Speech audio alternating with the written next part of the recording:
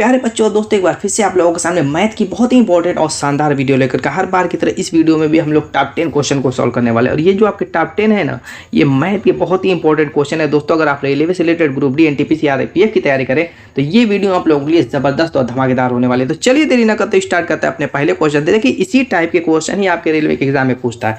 तो यहाँ पर पहला क्वेश्चन क्या कह रहा है, दो इनलेट पाइप ए और बी एक खाली टंकी को क्रमशः 22 और 33 घंटे में भर सकते हैं। क्या कह रहा है, नल और टंकी वाला क्वेश्चन है। कह रहा है कि दो जो है इनलेट पाइप हैं, फॉर एग्जांपल जैसे ये टंकी है ना, इसमें दो पाइप हैं, ऐसे एक इधर से एक इधर से, एक ए है और एक बी है। ठीक है, इस टंकी को ए कह रहा है, ए अगर सिर्फ चालू कर दिया जाए ए तो इसको 22 घंटे में भर देगा। अगर ए को रोक करके फिर सिर्फ बी को चालू कर दिया जाए तो क्या कह रहा है कि इसको 33 घंटे में ये भर देगा। इस तरीके से ए और बी क्रमशः 22 और 33 घंटे में भर सकते हैं। आगे कह रहा है उन्हें एक साथ खोला गया, यानी दोनों को एक साथ खोल दिया गया तो टंकी जाहिर सी बात कम समय में भर जाएगी। तो कह रहा है कि टंकी भरने से 3 घंटे पहले, ये जो चीज़ लगा दिया है, वरना क्वेश्चन तो 1 सेकंड में सॉल्व हो जाता है। ये जो कह रहा है कि 3 घंटे पहले ए को बंद कर दिया जाता है, यानी टंकी जितने भी घंटे में, जैसे मान लीजिए कि 10 घंटे में भर जाती है, सपोज कर लीजिए, तो वो क्या कह रहा है कि 3 घंटे पहले यानी 7 ही घंटे में इस ए को बंद कर देता है। तो बाकी बी भरेगा टंकी को, तो वो कितने समय में फिर टंकी भर देगा और टोटल ये समय कितना हो जाएगा, और टोटल मिला करके वही कह रहा है टंकी को भरने में दोनों पाइपों द्वारा लिए गए कितने घंटे लगेंगे, दोनों पाइपों द्वारा लिया गया समय पूछ रहा है। तो चलिए फटाफट इस क्वेश्चन को हम लोग सॉल्व करते हैं। देखिए इसका एकदम सिंपल सा तरीका है दोस्तों, एकदम बेसिक सा फंडा। इस टाइप के बहुत तरीके के क्वेश्चन बनते हैं। पहले जैसे 3 घंटे पहले पाइप को बंद कर रहा है, किसी किसी में 4 घंटे बाद बंद करेगा। इस तरीके से क्वेश्चन जो है बंद किए जाते हैं। चालू करने वाला क्वेश्चन कैसे सोल्व करेंगे समझिए। जैसे कह रहा है कि ए और बी एक खाली टंकी को 22 और 33 घंटे में भर सकते हैं। कह रहा है कि टंकी को भरने में दोनों पाइपों द्वारा कुल कितना समय लगेगा। मान लेते हैं कि 1 घंटा लगेगा। कितना, 1 घंटा हमने मान लिया, 1 घंटा लगेगा। तो ए को 3 घंटा पहले ना बंद कर रहा है, तो हम क्या करेंगे, एक में से एक से मान लिया टोटल समय लग रहा है भरने में, तो 3 घंटा, यानी इस समय से 3 घंटा पहले ए को बंद कर दिया जाता है। तो इसमें बटे में हम क्या करेंगे, ए वाला जो टाइम है 22 उसको लिख देंगे। फिर हम क्या करेंगे, बी वाला, बी टोटल टाइम ले रहा है ना, एक समय तक वो चालू रहता है, उससे पहले तो बंद नहीं होता। बी निरंतर चालू रह जाता है, ए को ना बंद कर रहा है, तो इसके लिए हम टोटल टाइम x को ले लेंगे और बटे में ये अकेले कितने समय में बंद कर देता है, 33 को। इन दोनों को जोड़ करके इक्वल 1 कर दीजिए, बस आपका आंसर आ गया। x की वैल्यू निकाल दीजिए। तो यहाँ पर फटाफट एलसीएम ले लेते हैं। आप कहेंगे 66 एलसीएम हो जाएगा, और 22 या 66 3 से गुणा करेंगे, 3x - 3 3 के 9, और ये आपका कितना हो जाएगा, 33 दूना 66, 2x बराबर 1। 1 क्या जरूरत है, ये 66 ही उस पार लेके चले जाइए तो इधर 66 हो जाएगा, और यहाँ से आप देखते हैं तो 3 2 5x हो जाएगा, और 9 इधर हो जाएगा 75, यानी कि 5x = 75। x = कितना हो जाएगा, आपका काट लीजिए, 5 करने 50 25, ये आपका आंसर हो जाएगा 15 घंटा। Option B is the right answer. Clear. Next question की तरफ चलते हैं। अगला क्वेश्चन कह रहा है एक त्रिभुज की भुजाओं की माप 15 सेंटीमीटर, 28 सेंटीमीटर, 41 सेंटीमीटर। कोई त्रिभुज है, जैसे ये आप विषमबाहु त्रिभुज है, क्योंकि कोई भी भुजा बराबर नहीं दे रहा है। मान लीजिए 15 है, ये 28 है और ये 41 है। उसके बाद कह रहा है 28 सेंटीमीटर वाली भुजा के संगत, 28 सेंटीमीटर कौन सी भुजा, इसकी बात कर रहा है। इसके संगत कह रहा है शीर्ष लंब की लंबाई ज्ञात कीजिए, यानी कि यहाँ से अगर इसका शीर्ष लंब ये 90 डिग्री पर खींचा जा रहा है, यहाँ पर जैसे ये 90 डिग्री अगर बना रहा है, कितना दोस्तों, ये 90 डिग्री, तो इसकी माप पूछ रहा है क्या होगी। तो एकदम सिंपल सा तरीका है, इसका कुछ करने की ज़रूरत नहीं है। देखिए आपको हीरोन का सूत्र मालूम है कि कैसे क्षेत्रफल निकाला जाता है। तो जब भी भुजाएं इक्वल ना रहे किसी भी त्रिभुज की, हीरोन के सूत्र से क्षेत्रफल निकाल सकते हैं। आप जानते हैं क्या होता है, √S × S - A S - B, ठीक है, S - C, ये हीरोन का सूत्र होता है। लेकिन दोस्तों आपको ये भी पता होना चाहिए कि अगर कोई जो है समकोण त्रिभुज है तो उसका क्षेत्रफल का सूत्र क्या होता है, और दोनों इक्वल होंगे। दोनों क्या होंगे, इस कंडीशन में इक्वल होंगे, क्योंकि इसी त्रिभुज की ही बात हो रही है, किसी और त्रिभुज की बात नहीं होती। तो उस से निकालते हैं तो 1/2 गुणे आधार गुणे ऊंचाई, यानी लंब।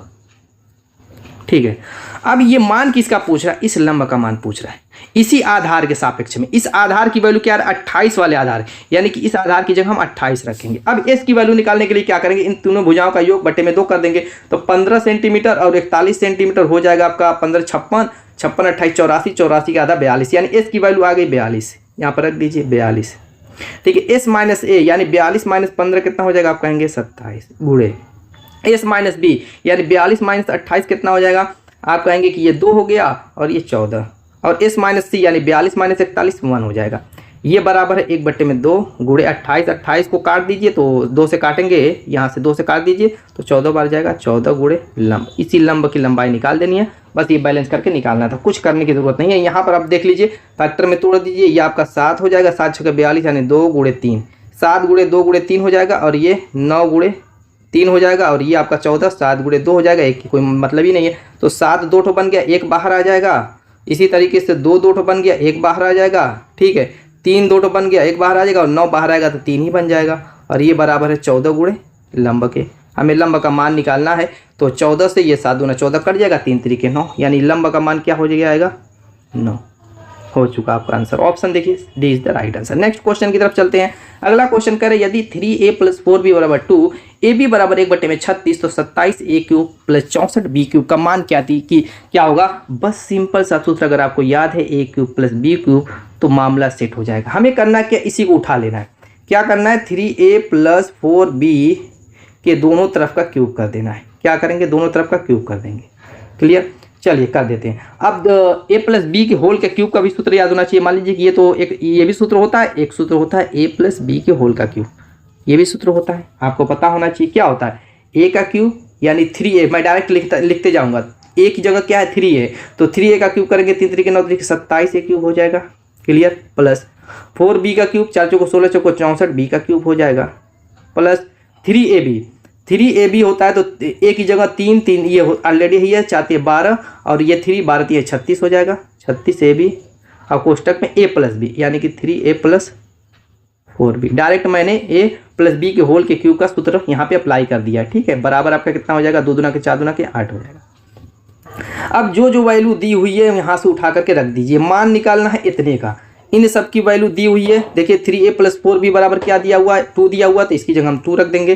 तो ये मैं डायरेक्ट यहाँ पे प्लस इतना ऐसे ही रहने देता हूँ, क्या जरूरत है टाइम उतना लगाने की। तो यहाँ पर 36 हो जाएगा, गुणे ab की वैल्यू 1/36 दिया हुआ है, और 3a + 4b की वैल्यू 2 दिया हुआ है, और यही बराबर है 8 के। यहाँ से 36 से 36 खत्म, 2 बचा उधर जाएगा, यानी कि 8 माइनस क्या हो जाएगा 2 हो जाएगा, बराबर क्या हो जाएगा 6। यही क्या आ गया 27a³ प्लस, एकदम दोस्तों सिंपल तरीका, कोई बहुत माथापच्ची करने की जरूरत नहीं, सिंपल तरीके से आपका आंसर आ चुका है 6। Option A is the right answer. कोई दिक्कत हुई, a + b के होल का क्यूब का सूत्र जो होता है वो जान लीजिए क्या होता है। अगर आपको हो सकता है यहाँ पे confusion, a³ + b³ + 3ab × a + b, बस यही दोस्तों होता है a + b के होल के क्यूब का सूत्र। बस उसी सूत्र से इस क्वेश्चन को सॉल्व किया गया है।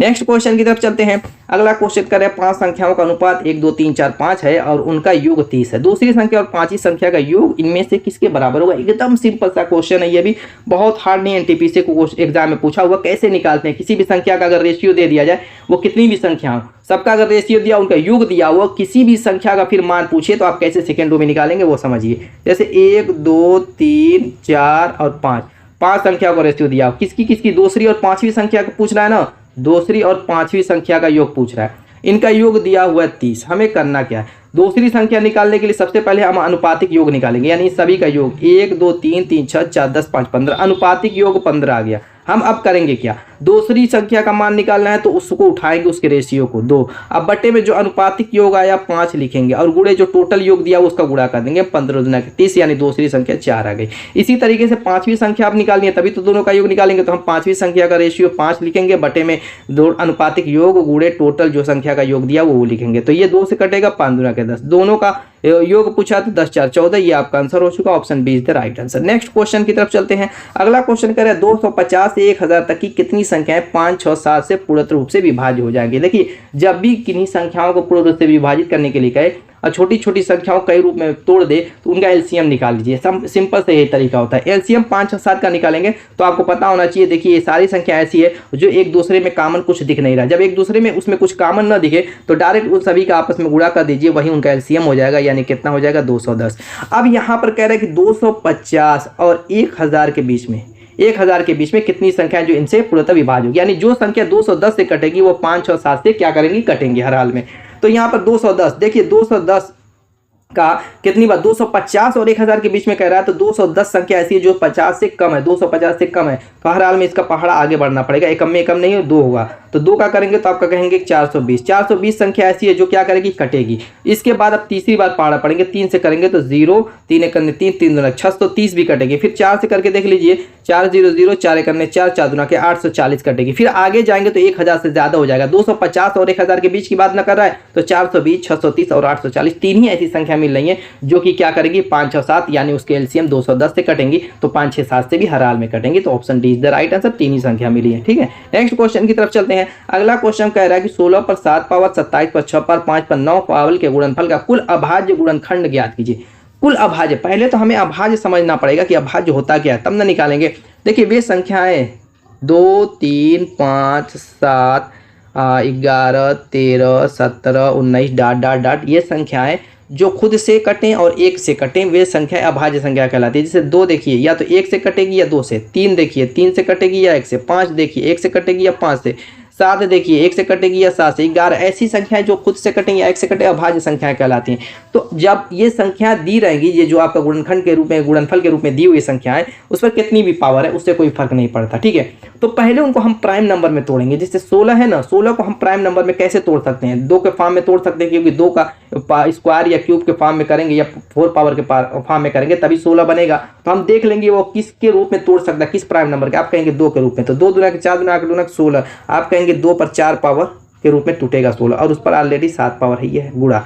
इसी तरीके से 27 को आप देखेंगे तो 3 के रूप में तोड़ेगा, 3 3 9 3 27 यानी 3 पर 3 पावर और ऑलरेडी 6 पावर है, ये है। और 5 ऑलरेडी प्राइम नंबर है, ये इसको तोड़ने की जरूरत नहीं है, 9 पावर है वैसे लिख देंगे। अब यहाँ पर क्या करेंगे, इसका आप क्या करते हैं, पावर का पावर में गुणा कर देंगे तो 7 चौको 28 हो जाएगा, 2 पर 28 पावर गुणे। इसी तरीके से इसका भी 36 के 18, 3 पर 18 पावर और गुणे 5 पर 9 पावर। कह रहा है टोटल अभाज्य गुणनखंड ज्ञात कीजिए, गुणनफल का कुल अभाज्य गुणनखंड। तो कुल अभाज्य गुणनखंड की बात करें तो हम क्या करेंगे, बस इनके पावर को ऐड कर देंगे, क्योंकि यही 2 3 5 अभाज्य के रूप में टूट चुकी है और इन्हीं की संख्या पूछ रहा था। इनकी संख्या 2 28 बार है, 3 18 बार है, 5 9 बार है, बस उनको जोड़ दीजिए तो 28 प्लस 18 प्लस 9 बराबर 9 8 17, 17 8 25 को 5 2 1 3 3 2 5 55, ये आपका आंसर हो जाएगा। Option C is the right answer. Next question की तरफ चलते हैं। देखिए एक चीज मैं बता दूं, इसमें बहुत टाइप के क्वेश्चन पूछता है। सम गुणनखंड की संख्या, विषम गुणनखंडों की संख्या, पूर्ण वर्ग गुणनखंडों की संख्या, अभाज्य गुणनखंड की संख्या पूछ ही दिया, कुल गुणनखंडों की संख्या, इस तरीके के बहुत टाइप के क्वेश्चन दोस्तों पूछता है। तो हर वीडियो में मैं एक एक क्वेश्चन कराता रहूँगा ताकि कहीं पर आपके कोई डाउट या कंफ्यूजन ना हो। सबके रूल अलग अलग होते हैं, ये समझ लीजिए, मत सोचिएगा कि इस रूल से सॉल्व हो गया तो उसके रूल नहीं, सबके रूल अलग अलग होते हैं। नेक्स्ट क्वेश्चन क्या करे, एक बाइक के मूल्य में 10% की वृद्धि की गई और पुनः उसमें 8% की वृद्धि की गई, बाइक के मूल्य में हुई निवल प्रतिशत वृद्धि कितनी होगी।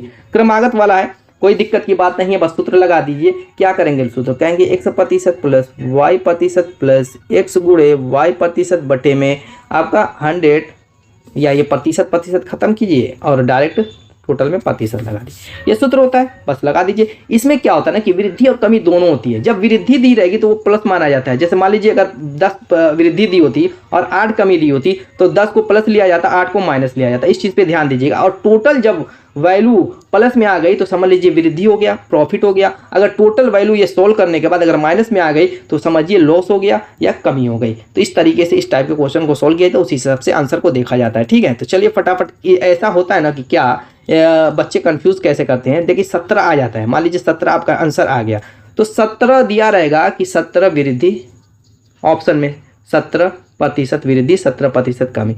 अब बच्चे कंफ्यूज में पड़ जाएंगे, कमी और वृद्धि दिया इसका मतलब।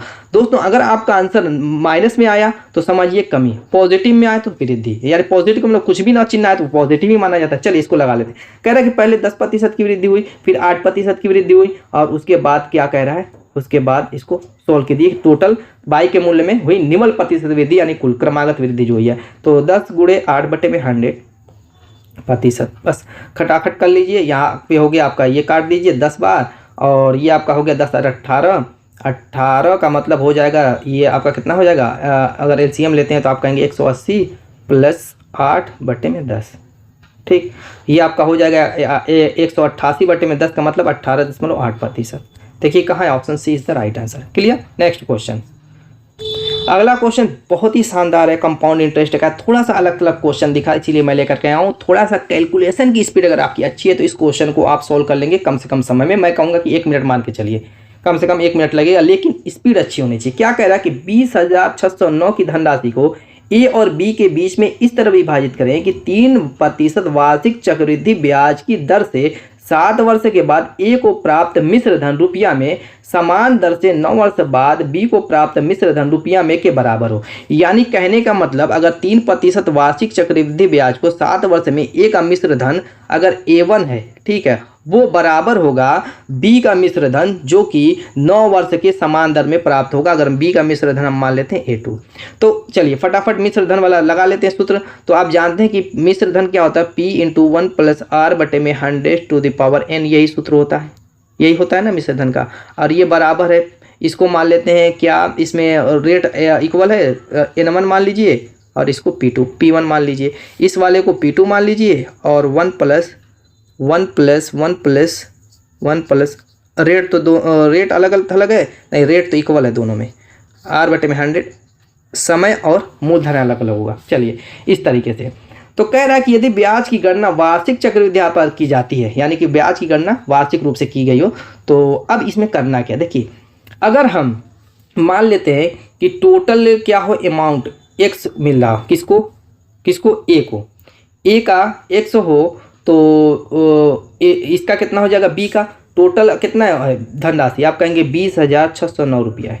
अगर a का हिस्सा x है तो b का हिस्सा कितना हो जाएगा, आप कहेंगे कि x माइनस टोटल तो इतना ना है तो इसमें से घटा दीजिए 20,609 माइनस x, 2 भागों में विभाजित करना है। मान लेते a का हिस्सा मिला x तो b का हिस्सा कितना मिलेगा, 20,609 मिलेगा कि नहीं मिलेगा। यहाँ पे कोई डाउट है, 20,609 को ही बांट रहा है, वो अलग अलग वार्षिक जो है यहाँ पर 3% वार्षिक ब्याज की दर से, इसको भी 3%, लेकिन इस 7 वर्ष के लिए, इसको 9 वर्ष के लिए, a को 7 वर्ष के लिए, b को 9 वर्ष के लिए, लेकिन इसको 20,609 को ही बांटना है, किसमें a और b दोनों में बांटना है। तो मान लेते a का हिस्सा x है तो b का हिस्सा कितना हो जाएगा, 20,609 माइनस x हो जाएगा। तो इसका p का काम करेगा x से और इसका p का काम करेगा ये वाला 20,609 माइनस x। क्लियर हो गई बात, यहाँ पर कोई डाउट। चलिए थोड़ा इसको मैं साफ कर लेता हूँ क्योंकि इसमें थोड़ा सा जगह कमी पड़ जाएगी तो दिक्कत होगी। चलिए यहाँ पर अब p की जगह इसमें p की जगह हम रखेंगे क्या, x, ठीक है, x 1 + R बटे में 100। रेट हम नहीं लिखेंगे, 3% वार्षिक ब्याज, इसकी भी 3%, दोनों में इक्वल है तो रेट को हम नहीं लिखेंगे। क्यों मैं नहीं लिख रहा हूँ, उसकी वजह है। और वर्ष क्या है, n की वैल्यू 7 है पहले वाले की, ये बराबर है। और दूसरा क्या हो जाएगा, 20,609 माइनस x, इसका हो जाएगा। और इसका भी 1 + R बटे में 100 टू दी पावर कितना है, इसका 9 है। अब यहाँ पर इसको डायरेक्टली हम काट सकते हैं, इस 7 से इस 7 को काटेंगे, यहाँ पर सिर्फ 2 बचेगा और यहाँ पर सिर्फ x बच जाएगा। क्लियर हो गई। अब यहाँ पर इसकी R की वैल्यू रख सकते हैं 3 रख दिया तो 100 + 103 हो जाएगा। 103 का जो स्क्वायर होता है वो कितना होता है दोस्तों, आप कहेंगे 100 का तो स्क्वायर पता ही है, तो 100 ये जाएगा इस पार, तो ये आपका हो जाएगा 100 का स्क्वायर 10,000, कितना हो जाएगा 10,000 x। और ये आपका 103 का स्क्वायर इधर ही रह जाएगा, तो 103 का स्क्वायर क्या कीजिए कि इसमें गुणा के रूप में ही बस लिख दीजिए, 20,609 ब्रैकेट तोड़ेंगे तो इसके गुणे में 103 आएगा एक बार, 103 का स्क्वायर, तो 103 का स्क्वायर होता है 10,609, ठीक है। और आपका यहाँ पे कुछ नहीं बचा। अब यहाँ पर x है, माइनस x के रूप में है, तो ये आपका 10,609 x। क्लियर है। यहाँ पर मैं डायरेक्टली तोड़ ताड़ करके इस तरीके से मैंने इसलिए गुणे के रूप में नहीं लिखा क्योंकि हमें काटने पीटने में आसानी होगी, कोई दिक्कत नहीं होगी, इसीलिए इसको मैंने छोड़े रखा है। और आप गुणा करेंगे तो बहुत टाइम लगेगी, टाइम कैसे बचाना है वो भी बहुत ज़रूरी है जानना। अब यहाँ पर इसको इधर लेके आएंगे तो ये क्या हो जाएगा, माइनस है तो प्लस हो जाएगा, और 10,609 मिल करके 20,000 क्या हो जाएगा, 609 x हो जाएगा। और ये बराबर क्या हो जाएगा, 20,609 गुणे 10,609 के। अब ये 20,609 कट गया, x की वैल्यू 10,609 आ गई, यानी कि ये आपका क्या हो जाएगा, एक का अमाउंट 10,609 हो गया, तो दूसरे का अमाउंट क्या हो जाएगा, मान लीजिए कि x की वैल्यू आ गई, तो एक का अमाउंट आपको मिल गया 10,609, यानी कि 20,609 को ना 2 हिस्सों में बांटना था, तो एक का हिस्सा तो हमें पता चल गया, b का हिस्सा कितना हो जाएगा, आप कहेंगे कि 20,609 जो है उसी में से 10,609 को घटा दीजिए, बस आपका 10,000 जो आएगा वो b का अमाउंट हो जाएगा। तो कितना हो गया, 10,609, और देखिए 10,609 और 10,000, option B is the right answer. इसमें सिर्फ कैलकुलेशन की स्पीड अच्छी होनी चाहिए और कुछ इसमें था नहीं दोस्तों, ठीक है, क्लियर है। नेक्स्ट क्वेश्चन की तरफ चलते हैं। अगला क्वेश्चन कह रहा है कोई व्यक्ति एक यात्रा 14 घंटे में पूरी कर सकता है, यानी कि मान लीजिए कि वो A से 20 तक की यात्रा कर रहा है, A से B तक की, और 13 घंटे में इस यात्रा को 14 आवर में कंप्लीट कर सकता है। लेकिन कह रहा है कि वो यात्रा का पहला 1/3 भाग, 1/3 भाग का मतलब मान लेते कि इतना भाग यहाँ से यहाँ तक का हिस्सा, ए से सी तक का हिस्सा, वो क्या कह रहा है 40 किलोमीटर पर आवर की स्पीड से पूरा करता है। और कह रहा है और शेष भाग, और बाकी शेष कितना बचेगा, आप कहेंगे 2/3 बचेगा। मान लीजिए कि 1/3 हिस्सा चला तो ये आपका 2/3 होगा कि नहीं। टोटल मान लीजिए एक हिस्सा है तो एक में से 1/3 जो हटाएंगे तो आपका 2/3 बचेगा, यानी कि 2/3 हिस्सा बचेगा। या बाकी जो 2/3 हिस्सा बचा हुआ है उसको कह रहा है कि 60 किलोमीटर पर आवर की स्पीड से पूरा करता है। तो कह रहा है उसकी यात्रा की कुल दूरी कितनी है। दूरी मान लेते हैं डिस्टेंस आपकी डी है। क्या कह रहा है उसकी यात्रा की कुल दूरी कितनी है, तो डिस्टेंस डी मान लेते हैं। तो अब यहाँ पर एक चीज़ हमें ये करना है कि जो ये यहाँ से यहाँ तक है, जैसे पहला एक तिहाई हिस्सा, 1/3 हिस्सा का पहले हम टाइम निकालेंगे T1। आप जानते हैं कि पहले स्पीड का सूत्र क्या होता है, एस बराबर डिस्टेंस अपॉन टाइम। और यहाँ से हम टाइम बराबर निकालेंगे तो क्या हो जाएगा, आप कहेंगे डिस्टेंस अपॉन स्पीड। तो हम पहले T1 निकालेंगे। T1 बराबर क्या हो जाएगा, T1 का मतलब पहला हिस्सा, 1/3 हिस्सा जो चल रहे हैं, तो 1/3 क्या हो जाएगी, दूरी हो जाएगी। मान ले टोटल दूरी इसकी x मान लेते हैं, उसका x 1/3 कितना हो जाएगा, x/3 हो जाएगा। तो डिस्टेंस आपकी कितनी होगी, x/3। और स्पीड यहाँ पर कितनी कंप्लीट कर रहा है, आप कहेंगे 40 की स्पीड से ये दूरी तय कर रहा है, ये दूरी 40 की स्पीड से तय कर रहा है। तो ये आपका कितना हो जाएगा, x/120।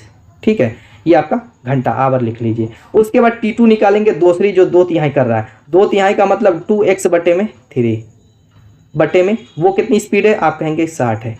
और ये बराबर कितना हो जाएगा, ये 36 के 18 हो जाएगा, यानी 2x/180 आवर। अब यही टोटल जो टाइम लग रही है ए से बी तक की, वो कह रहा है कि 14 घंटे में पूरी कर सकता है। यानी कि T1 प्लस T2 बराबर जो दिया हुआ वो कितना दिया हुआ, 14 घंटा दिया हुआ। तो इन दोनों को बस जोड़ दीजिए, जोड़ करके वही 14 की इक्वल करके x की वैल्यू निकाल दीजिए। तो यहाँ पर 80 का मतलब बटे में 360 LCM हो जाएगा। 360 मैं डायरेक्ट ही कर रहा हूँ, T1 और T2 की वैल्यू रख के 360 हो जाएगा। तो 12×3 = 36, यानी कि 3x हो जाएगा। और प्लस ये 18 × 36 2 के 4 4x हो जाएगा। और यही बराबर हो जाएगा 14 के। यहाँ पर अगर देखें तो 4×3 = 7 2 × 14, 2 बार ये कटेगा, इधर x बचेगा, ये हो जाएगा 72 720, यानी कि x की वैल्यू हो जाएगी 720। तो दोस्तों ये आपका आंसर आ चुका है 720। तो देखिए यहाँ पर कहा दिया हुआ option A is the right answer. चलिए चलते हैं अपने नेक्स्ट क्वेश्चन की तरफ। अगला क्वेश्चन कह रहा है कि 5 सेंटीमीटर की भुजा वाले समषटभुज का क्षेत्रफल ज्ञात कीजिए। अगर देखिए समषटभुज का अगर आपको मतलब सूत्र याद है क्षेत्रफल का, तो बस सेकेंडों में निकल जाएगा, कोई दिक्कत की बात ही नहीं है। तो क्या होता है क्षेत्रफल, समषटभुज का जो क्षेत्रफल होता है उसका सूत्र क्या होता है, समषटभुज के क्षेत्रफल का एकदम सिंपल सा सूत्र है दोस्तों, 3√3a²/2। बस मान रख दीजिए। तो 3√3 तो रहेगा ही रहेगा ऑलरेडी। और a² क्या है, भुजा जो दी हुई इसी की वैल्यू a बराबर क्या दिया हुआ, 5 दिया होता है, बस वही कर दीजिए 25 और बटे में 2। तो यहाँ पर तो कुछ कट पिट नहीं रहा है, तो डायरेक्ट लिख दीजिए 25×3 = 75 √3/2 सेंटीमीटर का square. Option B is the right answer. तो दोस्तों उम्मीद है कि वीडियो पसंद आएगी। मिलेंगे इस शानदार धमाकेदार के साथ अपने नेक्स्ट वीडियो में, तब तक